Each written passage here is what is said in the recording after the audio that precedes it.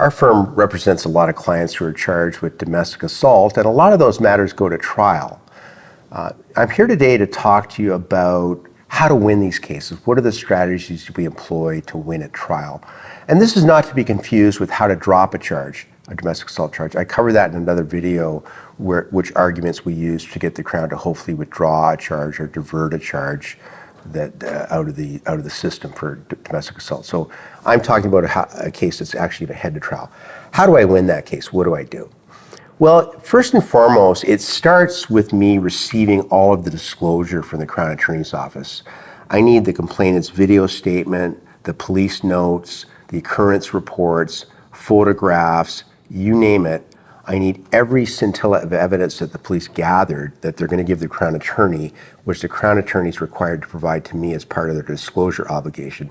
That case that had, for that obligation is Regina against Stinchcombe, which stipulates that Defense Counsel in Canada needs to get everything in the police hands, in their hands, in order to properly defend the case. Once I have that, that's kind of the defining documentation, which is going to be my roadmap for properly defending this case.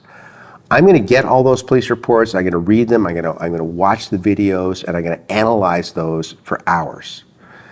I'm then going to formulate my opinion about the strengths and weaknesses of the Crown's case based on those documents.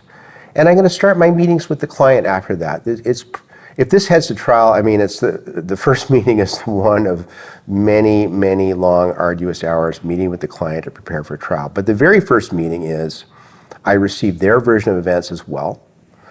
But first I review the police reports with them and then get their version of events. And now I'm in a position to tell them what their odds of winning are, frankly. I know about the case now. I've got everything I need. There might be some missing disclosure, and we'll get that too. But hopefully we have enough disclosure to at least formulate opinion. If we don't, we get further disclosure and finalize it. So the client's going to tell me one of many things. They're going to tell me, A, I did it, and I just want to plead guilty, which is a topic for another video, to get the best light as possible. I said, look, I didn't do this. A, I was acting in self-defense, for example. B, it was a consensual fight. We were just slapping each other in the kitchen. We were mad at each other, and we both agreed to slap each other a few times. C, she's got motives to lie for all of these things, and frankly, I can review those motives with you, and they're very clear and obvious. Or D, she's completely making this up and also has motives to lie. And I'm going to talk a little bit about motives to lie in a domestic assault context. You know, to defend a criminal charge, defense counsel never has to prove motives to lie. But showing motives to lie in any criminal trial on a complainant's part is a very powerful thing. It greatly assists in creating reasonable doubt. And motives to lie often occur in domestic assault situations. I mean, you've got a situation where, let's say, and I don't mean to say it's just husbands or boyfriends who are the accused, it could be the wife too. But let's take the case of a husband who's been caught committing adultery. Pretty powerful motive to lie to make something up. They're angry, they want revenge. Let's talk about how you want to get them booted out of the house to control the divorce and custody proceedings. That's the best way to control those proceedings is to make up a lie. This goes on. People, there are false complaints out there. I'm sure the majority of domestic assaults are legitimate, but they're all false complaints. Revenge motives, anger, you name it. There's a plethora of potential motives to lie. And if there are those motives, particularly custody battles that are going on or divorce proceedings, and there's an assault in the midst of those, that's a powerful tool, and we can create reasonable doubt just using that as well. So again, you don't have to have a motive to lie, but it helps. And we can explore, we challenge the complainant at trial regarding those motives and put them to him or her and suggest they're making this story up. So now what do? We've got the client who's now got their opinion, they've given me their verbal version of events. Now I want them to review that disclosure carefully on their own, make notes for me, provide me a written statement. Chronological order in as much detail as possible. I then, again, ongoing meetings with them where I review that statement. We make revisions to it based on their version of events. I might refresh their memory. We're adding all the details because they rarely get all the details in the first draft. We might go through multiple drafts of that statement. that becomes my document in conjunction with the police reports and the witness statements to properly prepare for trial. I know what the client's going to say on the witness stand, and often they have to testify in a domestic assault trial. I know what the complainant's going to say. Now, how can I challenge this complainant's veracity, their credibility, it's called veracity, truthfulness, or reliability, whether they're accurate? I formulate in my mind, what are the weaknesses in their case? What are the motives to lie?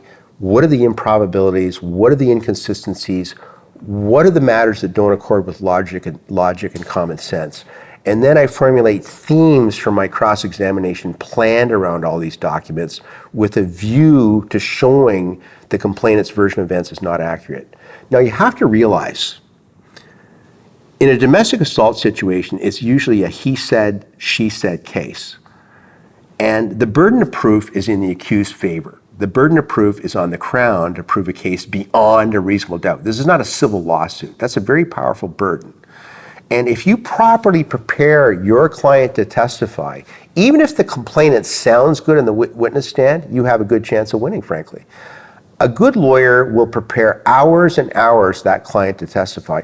In the month leading up to trial, typically I will meet with my client at least 3 times to prepare their testimony for many, many hours. The first time I meet with them, I guarantee very few people do a good job. I need to correct what they're saying in the sense they're not saying it properly. You know, winning a criminal trial has nothing to do with who's telling the truth. I hate to say that. Winning a criminal trial has to do about prepared witnesses. A truthful witness, including my clients, and believe me, there's falsely accused people. An unprepared, truthful person is going to get destroyed by a good criminal lawyer, absolutely destroyed. We do this for a living. Many complainants will take the witness stand. They're not prepared. I've prepared for hours. I'm here challenging every aspect of their testimony. I'm catching them in inconsistencies. I'm putting motives to lie to them. I'm showing they're not reliable. They were drinking. There's divorce proceedings. It goes on. And it's difficult for a person, even a truthful witness, it's difficult to withstand a good defense counsel. There's no question. If they're prepared properly and they're truthful, even then it might be difficult to withstand a person who's expert at cross-examination. So you're trying to create reasonable doubt. You're trying to show that person may not be telling the truth. And you don't have to destroy them. You're not there being aggressive. You're putting polite questions in a way that leads a witness down a garden path where you want to take them. You're pointing out inconsistencies to them. You're challenging them. You're showing the judge that they are not credible and reliable. And you only have to create a reasonable doubt. So, you know, when that complainant leaves the witness stand and, you know, their evidence may be in tatters. If it's completely in tatters, in the sense they're not credible and reliable at all, you might decide not to call your client. It's a tough choice, though. You don't know what the judge is thinking. If your client's properly prepared, frankly, you don't have to worry. You know, a lot of people, a lot of defense clients who get destroyed in the witness stand by the Crown were not properly prepared, frankly. It's your job, it's my job to prepare the client properly, get them ready, and withstand a clever cross-examination. So I'm always confident putting my client on the witness stand. There are rare situations where I feel the complainant was completely destroyed and I won't call them. But unless they're at that complete destroyed level, you don't know what the judge is going to do. And these are tried and true techniques for challenging witnesses. I mean, you can read textbooks about this, but it's an art form that needs to be developed. It's not a science, but it's a feel, it's technique, it's confronting them. I can't even describe what, if you watched a good criminal lawyer go through a cross-examination, you know, but it's all about preparation. I mean, I just don't show up and start talking at these things. I am prepared for hours. And even if the complainant is a very smart person, I can assure you, if they are not properly prepared and they're up against a good lawyer, it's no contest. There's absolutely zero contest because they don't do this for a living. But you know, I have come up against complainants who are very well prepared, and that's a different ballgame. Now they might come across well, and you know, sound pretty credible. But even on that case, your client can still win that trial if it's a he said, she said, because the judge has to listen to them too. If they sound equally compelling, Well, the judge, that's a very definition of a reasonable doubt. There's no injuries, there's no corroborating evidence in many cases. Even if there are, it was in self-defense. So the client testifies, look, it was consensual, we slapped each other, look, there's mark on my face, mark on her face. It was self-defense, she came after me, I slapped her, there's a small mark there. She's making this up, there's divorce proceedings, she's actually accused me of doing this and that, hitting the children as well, and she's now controlling the divorce proceedings. I'm not saying these cases are easy to win, but they are winnable in the hands of a good lawyer. There's strategies to do it. There's a lot of preparation and hard work. And the bottom line is a he said, she said domestic assault can often be won in the hands of a good lawyer. And your most important play when you're charged with domestic assault, if you want to win, is to hire a lawyer who's committed and passionate, has got the expertise and the experience to actually win a trial. Because not all criminal lawyers actually even do trials. A lot of them, some criminal lawyers just resolve cases. You need to find a trial lawyer, and that's how to win a domestic assault case. Thank you for watching our video. We are absolutely committed to bringing you the best possible criminal and DUI educational videos. If you found this video helpful, please like it and subscribe to our YouTube channel. If you've been charged with a criminal offense in Ontario and require our services, please click on the link in the description below.